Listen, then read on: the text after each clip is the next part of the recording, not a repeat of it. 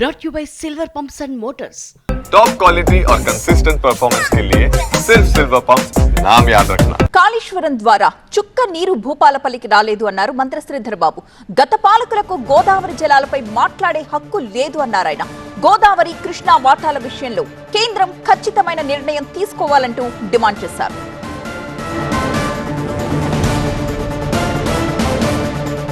పక్కనున్న గోదావరి, ఆ మేడిగడ్డ, అన్నారం, ఆ సుందిల్లా మన పక్క ప్రాంతానికి, మన జిల్లాకు సంబంధించిన వనరుల్లో ఆ రోజు అంత పెద్ద ప్రాజెక్ట్ కట్టినమని చెప్పుకునే పెద్దలు ఈరోజు ఈ భూపాలపల్లి జిల్లాకు సంబంధించిన రైతాంగ సోదరులకి ఒక్క బొట్టు కూడా ఇవ్వకుండా కిందికి తీసుకెళ్లే ప్రయత్నం చేయటం జరిగిందా లేదా? ఈరోజు గోదావరి నది జలాల గురించి మాట్లాడే నైతిక హక్కు లేదని మా వారికి తెలియజేస్తా ఉన్నా.